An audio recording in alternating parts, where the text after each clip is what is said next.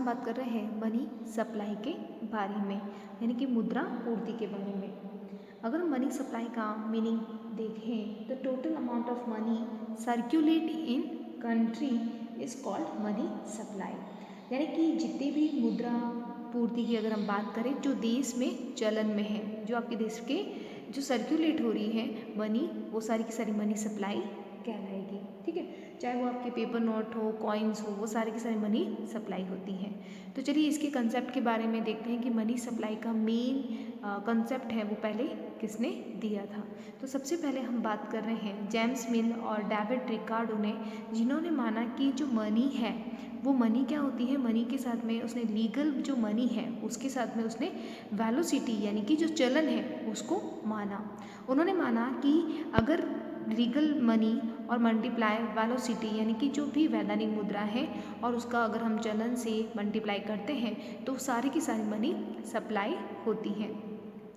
Velocity का मतलब होता है कि जैसे कि वो मनी कितने हाथों से होकर वो गुजरी है, यानी कि आपका जैसे कि अगर हम देखें कि एग्जांपल लेते हैं, अगर 100 रुपीज़ का नोट है और वो एक दिन में 10 लोगों के पास में चेंज होता है।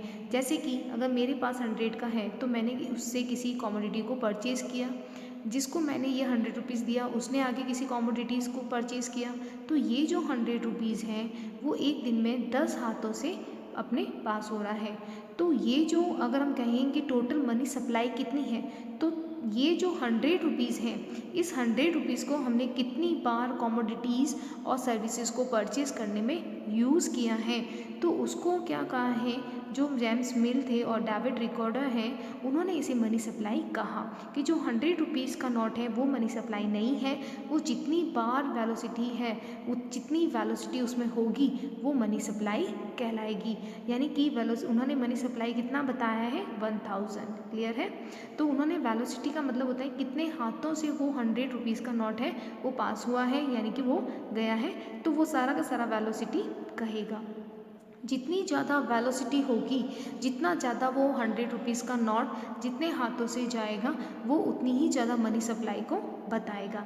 अगर ये 20 होता, अगर मतलब 20 लोगों के हाथों से ये पास होता, तो यहाँ पे आप देखिए 100 मल्टीप्लाई 20 तो ये 2000 होता। तो ये कंसेप्ट पहले जेम्स मिल और डेविड रिकार्डो ने दिया। बाद में इसी कंसेप्ट को थोड़ा आगे बढ़ाया इवन फिशर ने, जिन्होंने बताया कि जो मनी सप्लाई है उस मनी सप्लाई में आप जानते हैं कि M+V आता है, यानी कि जो लीगल मनी है और वेलोसिटी है, लेकिन उन्होंने साथ में MV के साथ में उन्होंने एक कंसेप्ट और जोड़ा जिसे हम क्या कहते हैं, क्रेडिट मनी, यानी कि उन्होंने जो उधार साख मुद्रा होती है उसको भी कनेक्ट कर दिया और उधार साख मुद्रा को उन्होंने मल्टीप्लाई किया किससे, क्रेडिट मनी वेलोसिटी से, यानी उधार साख जितनी भी मुद्राएं होती हैं वो भी इन्होंने इंक्लूड कर दी। और ये जो कंसेप्ट दिया था ये भी फिशर ने दिया था। ठीक है, अब बात करते हैं आगे। तो आगे इसके अप्रोच में हम कह सकते हैं किन्स अप्रोच, जिन्होंने M1 एक कंसेप्ट रखा। उन्होंने कहा जो भी करेंसी पब्लिक के पास में है वो साथ ही साथ जितना भी आपका डिमांड डिपॉजिट है वो मनी सप्लाई होगा, यानी कि जितना जनता के पास में मनी होल्ड रहता है वो साथ ही साथ जितना डिमांड डिपॉजिट है वो सारा का सारा क्या कहलाएगा, मनी डिपॉजिट, आपका मनी सप्लाई कहलाएगा। तो यहाँ पे जो DD है यानी डिमांड डिपॉजिट है, डिमांड डिपॉजिट का मतलब होता है कि जो आपने डिपॉजिट किया है और आपने जब भी उसकी डिमांड की है तो उसको आप कैश में कन्वर्ट कर सकते हैं, उससे आप क्या कर सकते हैं, कमोडिटी और सर्विसेज परचेज कर सकते हैं। तो ये अप्रोच पहले किसने दिया था, किन्स जो है उनके अकॉर्डिंग था। उसके बाद इसी में ही थोड़ा करेक्शन करके प्रोफेसर मिल्टन फ्रीडमैन ने एक कंसेप्ट दिया और उन्होंने बताया कि जो M1 कंसेप्ट आप देखते हैं कि किन्स का जो अप्रोच है उसी बेस पे था। उन्होंने M2 रखकर एक कंसेप्ट दिया और दिया कि जो करेंसी पब्लिक के साथ में वो साथ ही डिमांड डिपॉजिट का मतलब क्या होता है कि जब भी आप मांग कर रहे हैं आपकी जमाओं का और आपको मिल रहा है ठीक है। या अगर हम डिमांड डिपॉजिट को और क्लियर समझें तो जो भी आप जानते हैं कि सेविंग अकाउंट में जो हमारे पैसा होता है और करंट अकाउंट में जो होता है, तो उसको जब भी हम मांगते हैं तो वो हमें मिल जाता है, that's called to demand deposit. इसके साथ ही साथ उन्होंने मिल्टन फ्रीडमैन ने एक नया वर्ड दिया, टाइम डिपॉजिट। टाइम डिपॉजिट का मतलब क्या होता है, इसे टाइम डिपॉजिट, इसे हम टर्म डिपॉजिट या इसे हम फिक्स डिपॉजिट भी कह सकते हैं, जो स्थायी रूप से जमा किया जाता है। तो प्रोफेसर मिल्टन फ्रीडमैन ने इसमें एक कंसेप्ट टाइम डिपॉजिट को भी ऐड किया। तो ये कंसेप्ट थे, देखा कि मिल्टन फ्रीडमैन थे जिन्होंने currency with public plus DD और प्लस आपका साथ में टाइम डिपॉजिट को ऐड किया। लेकिन यहाँ इस कंसेप्ट तक पोस्ट ऑफिस में जो हमारी सेविंग्स होती हैं, पोस्ट ऑफिस में जो हमारे डिपॉजिट होता है उसको इंक्लूड नहीं किया गया।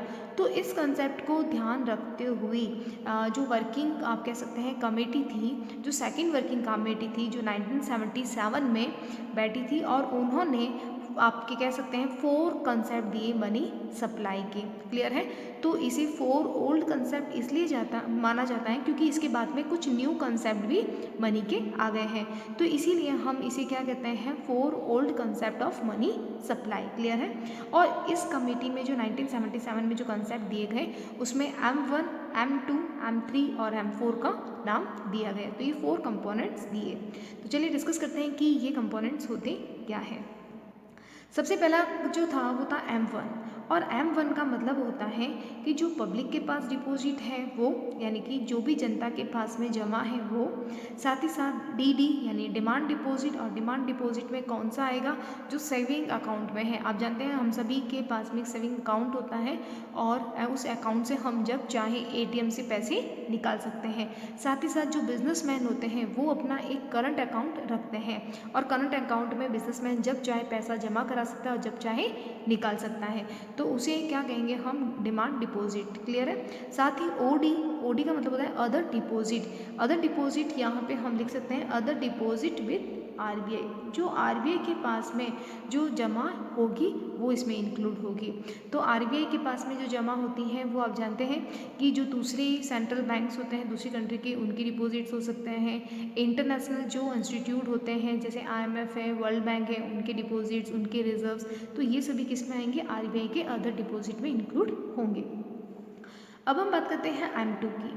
M2 में जो इंक्लूड किया गया है वो M1 जो आपका पहले का M1 है, प्लस पोस्ट ऑफिस सेविंग्स जो डिपॉजिट्स होगी। देखिए अभी हमने बात की थी कि इन कॉन्सेप्ट में जो पहले फ्रीडमैन जो थे उन्होंने पोस्ट ऑफिस पे फोकस नहीं किया था। उन्होंने कहा कि पोस्ट ऑफिस है वो बैंकिंग सेक्टर का पार्ट नहीं है, इसीलिए यहाँ पे जो नया कंसेप्ट आया था 1977 में, जो वर्किंग कमेटी बैठी थी, उन्होंने पोस्ट ऑफिस को भी इंक्लूड किया। तो M2 का मतलब होता है जो M1 कौन सा, जो पहले वाला कंसेप्ट है वही, उसमें उन्होंने एक चीज़ और इंक्लूड कर दी, वो है पोस्ट ऑफिस की सेविंग डिपॉजिट, यानी पोस्ट ऑफिस में जो भी बचत जमाएं होंगी उनको इंक्लूड किया है। ध्यान रखिएगा, बचत जमा। क्लियर है।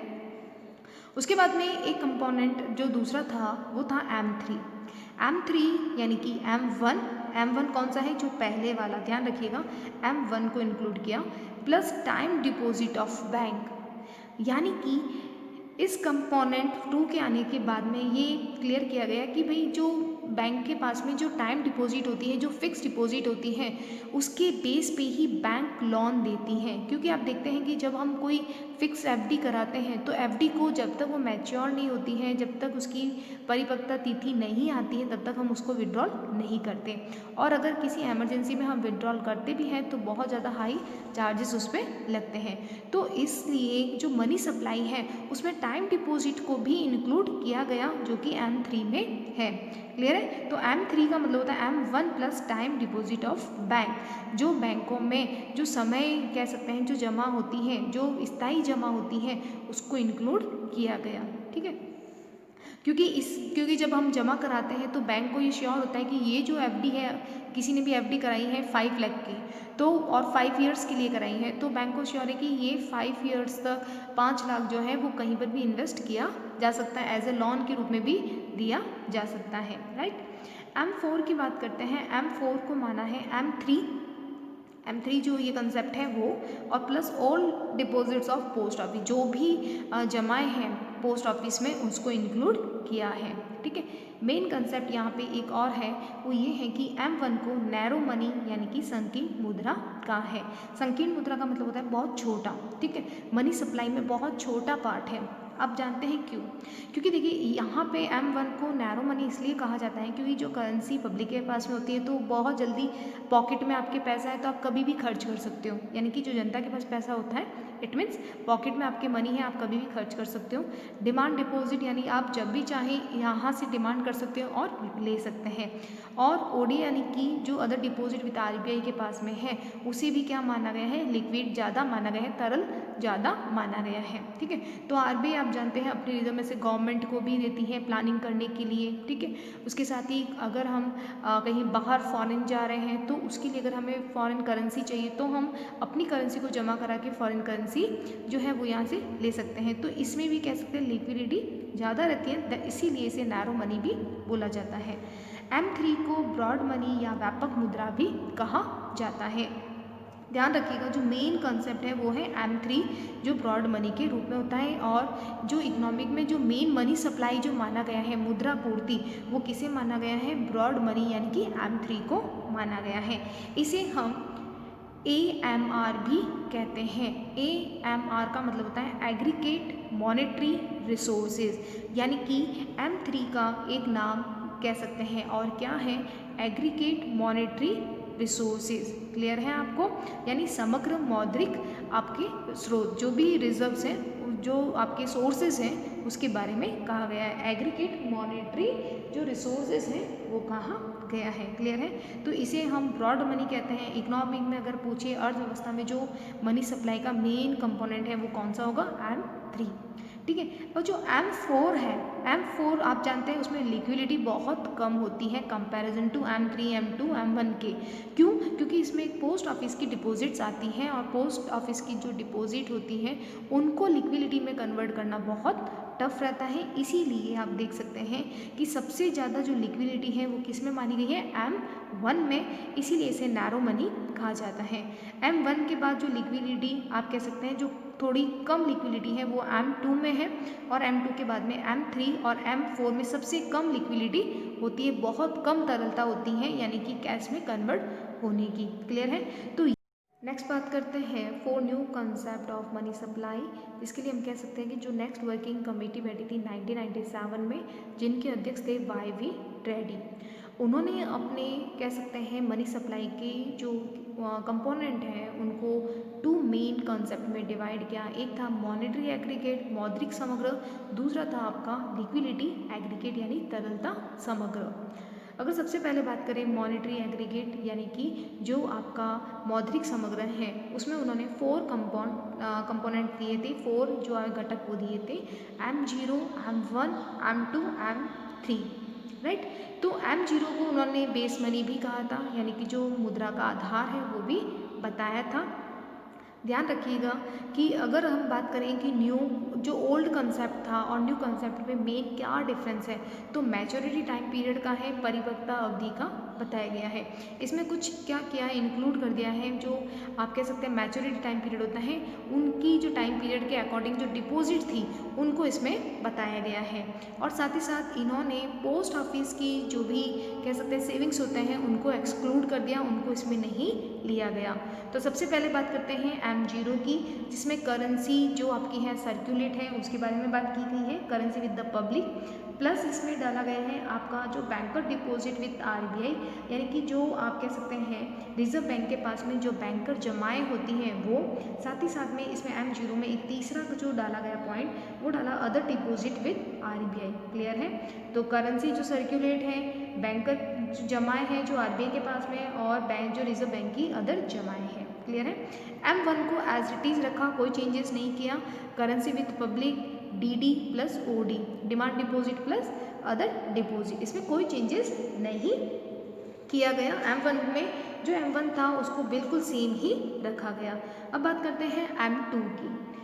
M2 में उन्होंने ये इंक्लूड किया कि भाई M2 जो है उसमें आपका M1 तो आएगा, ये M1 तो आएगा, और प्लस आपके साथ में उन्होंने बताया कि जो टाइम कह सकते हैं यानी बैंक में जो बचत जमा का समय है उसके बेस पे बताया कि बैंक के द्वारा जो सर्टिफिकेट ऑफ डिपॉजिट्स हैं वो आएंगे, या एक साल तक जितनी भी जमाएं हैं, जो एक साल तक की जो आप कह सकते हैं मैच्योरिटी तक जो डिपॉजिट्स होती हैं 1 ईयर तक, वो इसमें इंक्लूड होगी। क्लियर है? यानी कि आप कह सकते हैं M1 प्लस बैंकों में जितनी भी सेविंग्स जमा है वो, प्लस 1 ईयर के जो आप कह सकते हैं मैच्योरिटी टाइम पीरियड के जो डिपॉजिट्स होते हैं वो इसमें इंक्लूड किए गए। ठीक है, इसके बाद में सबसे ज़्यादा जो दिया गया वो M3 में दिया गया। M3 में क्या हुआ कि M3 में M2 तो आएगा ही। M2 में क्या क्या था? M2 में था आपका जो सबसे पहला आप कह सकते हैं M1 था, प्लस उसमें क्या डाला गया कि जो बैंक के पास में जो सेविंग्स है वो, साथ ही साथ बैंक के द्वारा जो CD यानी कि सर्टिफिकेट ऑफ डिपॉजिट्स, साथ ही तीसरा क्या इसमें था कि एक साल में जितनी भी डिपॉजिट्स हैं जो मैच्योर होंगी, जो आप परिपक्व होंगी, वो सारी इसमें आएगी। तो M3 में डाला गया M2 प्लस जितनी भी आप कह सकते हैं टर्म डिपॉजिट्स होती हैं वो इसमें बताई गई, यानी एक साल से ऊपर की मैच्योरिटी टाइम पीरियड की जितनी भी डिपॉजिट्स होती हैं वो इसमें इंक्लूड होगी। साथ ही call borrowing of the banking system, यानी बैंकिंग व्यवस्था में मांग जो उधार है वो इसमें इंक्लूड किया गया है। आपको ध्यान रखना है कि मैच्योरिटी टाइम पीरियड के बेस पे इन कंपोनेंट्स में इंक्लूड किया गया है। साथ ही इसमें जो पोस्ट ऑफिस की जो जमाएं होती हैं new concept of money supply में कंपोनेंट में नहीं डाला गया है। साथ ही इस बात करते हैं लिक्विडिटी एग्रीगेट यानी तरलता समग्र के बेस पे। तो ये जो आपका वर्किंग कमेटी जो बैठी थी 1997 में, उन्होंने तरलता बेस पे भी कुछ कंपोनेंट दिए थे L1, L2, L3 को। तो देखिए L1 में उन्होंने क्या इंक्लूड किया, जो न्यू M3 था, यानी कि जो M3 ये था जिसमें हमने M2 प्लस M2 और इसमें आपने क्या बताया, जो भी टाइम डिपॉजिट्स होते हैं वो इसमें इंक्लूड होंगे। क्लियर है?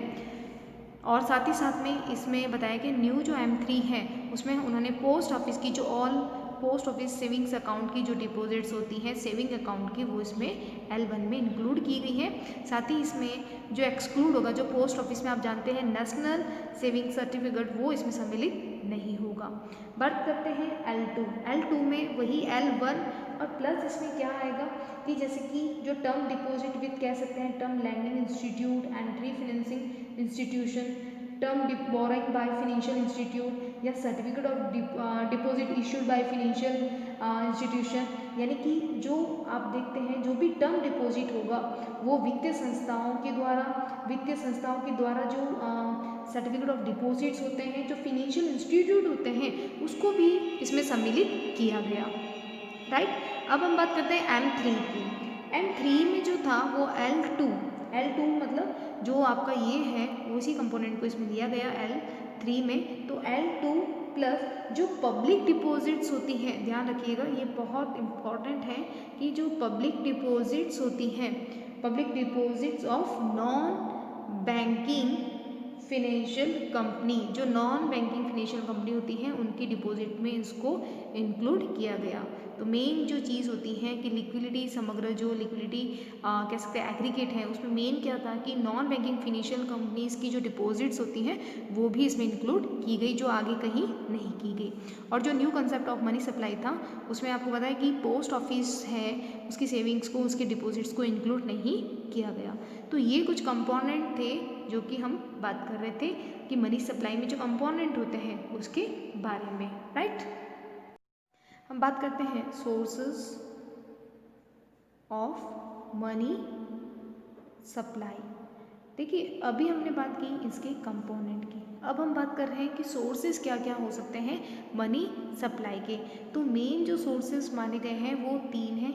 एक है RBI, ठीक है, सेकंड है आपके गवर्नमेंट, और थर्ड है जो भी मनी डिपॉजिट्स होती हैं बैंक के पास में वो इसमें इंक्लूड होगी। ठीक है, मनी डिपॉजिट इन बैंक। तो मेन है RBI क्यों है? क्योंकि आप जानते हैं मनी सप्लाई का मेन सोर्सेज इसे माना गया है। आरबीआई को। क्यों? क्योंकि ये 2 रुपये के नोट से लेकर 2000 के नोट को इश्यू करती है मार्केट में। साथ ही गवर्नमेंट को भी कह सकते हैं मनी सप्लाई का एक सोर्सेस माना गया है, क्योंकि ये 1 रुपये के नोट से लेकर आपके जितने भी कॉइन्स होते हैं उनको इश्यू करने का काम कौन करती है? सरकार। सरकार का जो फिनेंस मिनिस्ट्री होती है उनके द्वारा 1 रुपये का नोट से लेकर आपके जो कॉइन्स होते हैं वो इश्यू किए जाते हैं। ये है मनी डिपॉजिट इन बैंक, यानी कि ये डिराइव डिपॉजिट का मेन काम करते हैं। यानी कि जो आरबीआई और गवर्नमेंट ने जो बैंक में, आप कह सकते हैं जो आरबीआई और जो गवर्नमेंट है उन्होंने जो नोट को इश्यू किया है मार्केट में, उसको बढ़ाने का, मनी सप्लाई में कन्वर्ट करने का, यानी उस मनी सप्लाई को विस्तार करने का जो काम करता है वो ये करता है मनी डिपॉजिट इन बैंक। ठीक है, यानी कि जब भी हम, कोई भी जनता जब अपनी सेविंग्स को बैंक में डिपॉजिट्स कराएगा, बैंक में डिपॉजिट करा दिया तो बैंक इस सेविंग को क्या करता है? लोन देने में यूज़ करता है, यानी कि ऋण देता है। तो जब भी बैंक इसे ऋण देगा किसी को भी, तो ये ऋण यानी लोन के रूप में जैसे ही मार्केट में जाएगा और ये मार्केट में क्या करेगा? कमोडिटी सर्विसेज को परचेज करेगा और ये रोटेट होकर वापस बैंक में जमा होने लग जाता है। जितना बैंक लोन देती हैं वो बैंक में क्या होता है? जमा होता है। ठीक है, तो बैंक क्या करती है कि यहाँ पे एक रूल्स होता है बैंक के लिए, आपने सुना होगा CRR और SLR। तो ये एक रिक्वायर्ड रिजर्व्स होते हैं जो आरबीआई की रेट्स होती है, जो आरबीआई बैंक कॉमर्शियल बैंकों को और सेकंड शेड्यूल लिस्ट में जो बैंक्स होती हैं उनको ये मानना होता है, रिजर्व अपने पास रखना होता है। तो आरबीआई क्या, ये जो कॉमर्शियल बैंक होती हैं ये कुछ रिजर्व को अपने पास में रख के उस लोन की अमाउंट को वापस क्या कर देती है? मार्केट में सप्लाई के लिए या लोन के रूप में दे देती हैं। जैसे फॉर एग्जांपल कि अगर हम माने कि आरबीआई और गवर्नमेंट ने जो इश्यू किया है मार्केट में वो 100 का है, यानी 100 रुपीज़ मनी आपके मार्केट में इश्यू हुए। अब ये 100 रुपीज़ जो हैं वो अगर बैंक में अगर जाते हैं जमा होने के लिए, तो मानते हैं कि बैंक के लिए ये एक अनिवार्य है कि वो अपने पास में 20% का रिजर्व रखे और बाकी का वो लोन के रूप में दे। तो 100 पे जब हम 20% लगाते हैं तो ये आपका 20 रुपये तो रहेगा बैंक में रिजर्व के रूप में, और 80 रुपीज़ क्या हो जाता है? ये लोन यानी कि मार्केट में मनी सप्लाई के लिए आ जाता है। तो अब ये जो 80 है ये मनी सप्लाई के लिए आता है मार्केट में। ये 80 क्या करेगा? कमोडिटीज़ आपकी जो सर्विसेज हैं उनको परचेज करेगा और ये 80 रुपीज़ ही वापस क्या होता है? बैंक में डिपॉजिट हो जाता है। अब बैंक में जब 80 रुपीज़ आता है तो इसका फिर 20% हमें क्या करना होता है? रिक्वायर्ड रिजर्व के रूप में रखना होता है। तो यानी कि ये 16 रुपीज़ जो है वो रिक्वायर्ड रिजर्व होंगे और 64 वापस क्या हो जाते हैं? लोन के रूप में यूज़ हो जाते हैं। और फिर ये 64 रुपीज़ जो है वो बिजनेस इकोनॉमिक में परचेजिंग, आप कह सकते हैं कि जो इकोनॉमिक होती है उसमें परचेजिंग करते हैं, कमोडिटीज़ हो गया आपका, जो सर्विसेज होते हैं उनको परचेज करने में यूज़ किया जाता है। और वापस ये 64 क्या हो जाते हैं? बैंक में आते हैं और फिर उसका हम 20% अपने बैंक अपने पास रखती है और बाकी रिमेनिंग वो लोन देती है। तो ये जो प्रोसेस होती है वो क्रेडिट क्रिएशन कहलाती हैं। इस बेस पे एक 100 रुपीज़ का जो आरबीआई कह सकती है मार्केट में इशू करती है, उस 100 रुपीज़ को वो 500 में कन्वर्ट कर देती है। तो ये होती हैं मनी डिपॉजिट इन बैंक, यानी कि ये जो आरबीआई और गवर्नमेंट है ये क्या होती हैं? बेस मनी होती है, यानी कि ये इतनी मुद्रा जारी करती हैं, लेकिन इस मनी को जो विस्तार करने का काम है, जो बढ़ाने का काम है, वो कौन करता है? बैंक करती है। ठीक है, तो बैंक कैसे करती है कि वो अपने लोन का कुछ परसेंट जो होता है, अपने जो जमा का डिपॉजिट का कुछ परसेंट क्या करती है? रिजर्व के रूप में रखती है और बाकी इसको लोन देती है। ठीक है, और फिर ये जो अमाउंट होती है लोन के रूप में ये वापस बैंक के पास डिपॉजिट होती है और फिर उसका कुछ परसेंट क्या करते हैं? रिजर्व के रूप में रखते हैं। तो ये प्रोसेस के कारण ही हम कह सकते हैं कि मनी सप्लाई बाजार में जो कह सकते हैं इकोनॉमिक में विस्तार करती है। तो ये मनी सप्लाई के सोर्सेज होते हैं। अगर हम बात करें इसके इम्पोर्टेंस ऑफ कह सकते हैं कंपोनेंट ऑफ मनी सप्लाई, कि ये जो घटक है मुद्रा पूर्ति के उसकी क्या क्या इम्पोर्टेंस है। जैसे कि आप जानते हैं जो आरबीआई है, सबसे मेन क्या था? अभी हमने पढ़ा आरबीआई। तो आरबीआई कंपोनेंट जो है उसका मेन इंपॉर्टेंट क्या है? सबसे मेन इंपॉर्टेंट आरबीआई का होता है कि ये नोट इश्यू करता है। क्या करेगा? नोट इश्यू करने का काम जो है वो आरबीआई के पास में होता है। साथ ही साथ जो इन्फ्लेक्शन आता है, जो महंगाई आती है, उसको कंट्रोल करने का काम भी कौन करता है? आरबीआई करता है, ठीक है। तो आरबीआई मार्केट में इन्फ्लेक्शन को कम भी करता है, तो इसलिए आरबीआई का इंपॉर्टेंट क्या है, एक तो ये नोट इश्यू करता है, सेकंड ये इन्फ्लेक्शन को कंट्रोल करता है, ठीक है। साथ ही मनी सप्लाई को जो ट्रेडिंग कह सकते हैं, ट्रेडिंग सिस्टम के अकॉर्डिंग मेंटेन करने का काम भी कौन करता है, आरबीआई करता है। यानी कि अगर ये मॉनेटरी पॉलिसी को भी कंट्रोल करता है, आरबीआई क्या करता है, मौद्रिक नीति को भी नियंत्रित करता है, मौद्रिक नीति को बनाता है। तो उस बेस पे आप कह सकते हैं कि देश की अर्थव्यवस्था को संतुलित करना या प्राइस में स्टेबिलिटी लाना, क्रेडिट सिस्टम, क्रेडिट को कंट्रोल करना, ठीक है, ये सभी काम जो है वो आरबीआई के द्वारा किया जाता है। इसीलिए इस कंपोनेंट का सबसे ज़्यादा महत्व है। साथ ही गवर्नमेंट आप जानते हैं कि जो डेफिसिट अगर आप बनाते हैं, डेफिसिट बजट, उसमें भी ये पूरा करने के लिए कह सकते हैं कि जो सरकार है वो आपके 5 ईयर के जो प्लान्स बनाते हैं, तो उनके जो लक्ष्य निर्धारित होते हैं, तो उनकी जो पूर्ति है वो भी हिनान प्रबंध करके, यानी कि आपका डेफिसिट मैनेजमेंट करके मनी सप्लाई जो है उसकी मात्रा केंद्र सरकार के जो सेंट्रल गवर्नमेंट होती है उसके डिसीजन पर ही डिपेंड करती है। यानी जो डेफिसिट बजट होता है उसका जो डिसीजन होता है वो किसके ऊपर डिपेंड करता है, गवर्नमेंट के ऊपर। तो ये कंपोनेंट भी इम्पॉर्टेंट है, ठीक है, कि डेफिसिट बजट के लिए, ठीक है। साथ ही साथ ये कह सकते हैं मनी का जो फॉर्म होता है उसको चेंज करने का पावर वो किसके पास होता है, गवर्नमेंट के पास में। जैसा आप जानते हैं 2016 में जो आप किससे डीमोनेटाइजेशन हुआ था, यानी विमुद्रीकरण हुआ, जिसमें नोट करेंसी है वो चेंज हुए थे, तो ये पावर किसके पास होता है, सरकार के पास। नए जो रुपए हैं उनको लेके आना, ठीक है। तो जो मॉनेटरी पॉलिसी है उसमें फ्लेक्सिबिलिटी लाना, ठीक है, ये गवर्नमेंट की खुद की डिज़ायर पे डिपेंड करती है, खुद की इच्छा पे निर्भर करता है कि वो कैसा करें। तो ये गवर्नमेंट इंपॉर्टेंट होती है, ठीक है। साथ ही होता है कि ये जो थर्ड फैक्टर है आपका मनी डिपॉजिट इन बैंक, ये क्यों इम्पॉर्टेंट है, सबसे मेन होता है कि ये मनी क्रिएशन में काम आता है, मुद्रा निर्माण में सहायक है। जैसा आपने देखा अभी लोन सिस्टम से कैसे, जब हमने ये लोन सिस्टम देखा तो कैसे मनी 100 का जो 100 रुपीज़ का जो मनी है वो कैसे 500 में भी चेंज हो सकता है, ठीक है। साथ ही साथ आप जानते हैं बैंक के द्वारा चेक है, ड्राफ्ट है, ट्रैवलिंग चेक है, डेबिट क्रेडिट कार्ड है, ये सब फैसिलिटी बैंक के द्वारा ही दी जाती है। तो ये भी एक सबसे इम्पॉर्टेंट कंपोनेंट माना गया है, ठीक है। साथ ही साथ आप जानते हैं जो आरबीआई और आप कह सकते हैं पब्लिक के बीच में जो मीडिएटर होता है वो कौन होता है, वो बैंक होता है, ठीक है। तो यानी कि जो मनी सप्लाई की जो व्यवस्था होती है, जो सिस्टम्स होता है, उसमें मीडिएटर का जो काम है वो कौन करता है, बैंक करता है, ठीक है। ये आपकी रिजर्व बैंक और जो पब्लिक रहते हैं उनके बीच में रहेगा। और ये आप कह सकते हैं क्रेडिट मनी पर कंट्रोल जो है वो अगर क्रेडिट कह सकते हैं क्रेडिट अगर मनी ज़्यादा है तो उस पर कंट्रोल है वो आरबीआई जो कॉमर्शियल बैंक से ही करवा सकता है या बैंक के माध्यम से कर सकता है, क्लियर है। साथ ही अगर कोई पुराने नोट हैं वगैरह उनका जो कलेक्शन है वो कॉमर्शियल बैंक से आरबीआई करवा सकता है। तो ये इतना इम्पॉर्टेंट फंक्शन होता है किसका, आपके बैंक का। तो इस तरह से ये इम्पॉर्टेंस हो गए कि इतने ज़्यादा जो ये आपने देखे सोर्सेज हैं उनकी इम्पॉर्टेंस भी अपने अपने कार्य के अनुसार अलग अलग इम्पॉर्टेंट है, राइट। तो ये मनी सप्लाई का हमने देखा कि मनी सप्लाई की क्या क्या सोर्सेज होते हैं, राइट।